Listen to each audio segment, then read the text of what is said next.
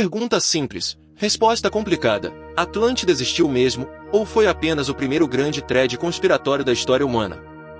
Voltemos ao século IV a.C. Platão, filósofo respeitado, inventor de diálogos longos e responsável por fazer gerações de estudantes sofrerem com textos densos, resolve contar uma história. Ele fala de uma ilha gigantesca, poderosa, tecnologicamente avançada, organizada em círculos perfeitos de terra e água, basicamente o primeiro condomínio fechado com planejamento urbano digno de arquiteto excêntrico. Essa ilha se chamava Atlântida. Segundo Platão, ficava além das colunas de Hércules, o que hoje chamamos de Estreito de Gibraltar. Ou seja, no Oceano Atlântico. Sim, o nome ajuda. Atlântico. Atlântida. Coincidência? Provavelmente. Mas é o tipo de coincidência que deixa qualquer teórico da conspiração com um brilho nos olhos. Atlântida não era só bonita. Era poderosa. Tinha riqueza, tecnologia impressionante para a época, exércitos organizados e, aparentemente, um leve problema de ego coletivo. Porque, como toda civilização muito poderosa, em algum momento alguém olha o mapa e diz: sabe o que falta aqui? Conquistar tudo. E então, segundo Platão, Atlântida parte para dominar partes da Europa e da África em tempos pré-históricos. Só que aí entra Atenas. Uma Atenas heroica, virtuosa, moralmente superior, basicamente o protagonista da história. Os atenienses enfrentam Atlântida num conflito épico. Não sabemos os detalhes táticos, mas imaginamos discursos inspiradores e muita dramaticidade. E então, desastre. Em um único dia e uma única noite de terremotos e inundações, Atlântida afunda no mar. Simples assim. Como se o planeta tivesse decidido apertar o botão reset. A ilha inteira desaparece sob as ondas. Agora respire fundo. Nenhum estudioso sério acredita que essa narrativa seja literal. Nenhum arqueólogo apareceu com um pedaço de mármore escrito "Bem-vindo à Atlântida".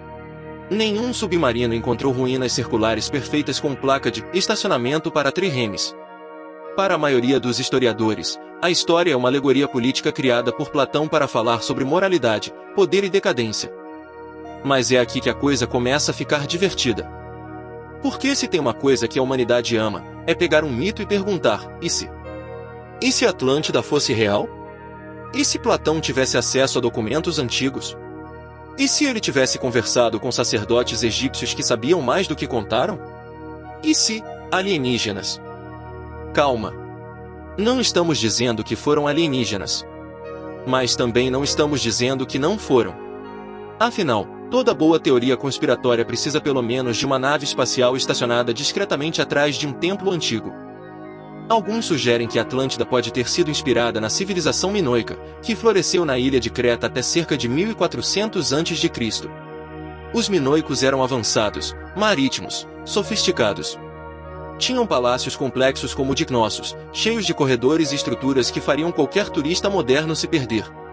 E então houve a erupção do vulcão de Tera, por volta de 1600 a.C. Uma explosão gigantesca. Tsunamis. Devastação regional. Uma civilização avançada. Um desastre colossal. Memórias transmitidas oralmente por séculos. Agora adicione um filósofo talentoso com imaginação fértil e uma boa intenção pedagógica. Pronto. Temos Atlântida. Mas claro, isso não impede a versão mais maluca da história. Porque há quem diga que Atlântida era tecnologicamente superior, com energia misteriosa, cristais poderosos, conhecimento cósmico e talvez Wi-Fi interdimensional. Alguns conectam Atlântida às pirâmides do Egito, às linhas de Nazca, aos maias, aos templários e, por que não, aquele vizinho que sempre parece saber demais sobre eclipses. Outros sugerem que Atlântida não afundou. Apenas se mudou para outra dimensão.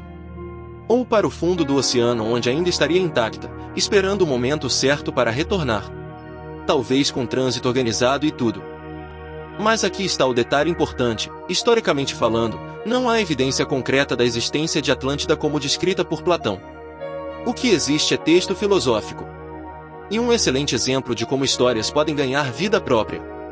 Platão provavelmente estava mais interessado em discutir virtude e decadência moral do que em criar o primeiro roteiro de ficção científica subaquática.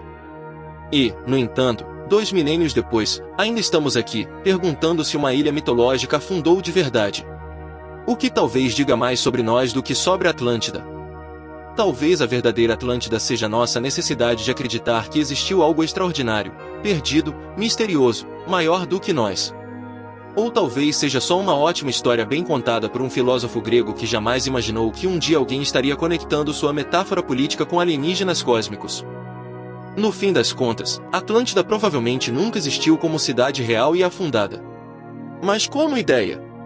Como mito? Como teoria que nunca morre? Essa, definitivamente, sobreviveu melhor do que qualquer ilha submersa. E se por acaso você encontrar uma cidade circular perfeita no fundo do Atlântico, por favor, avise. Só para desencargo de consciência.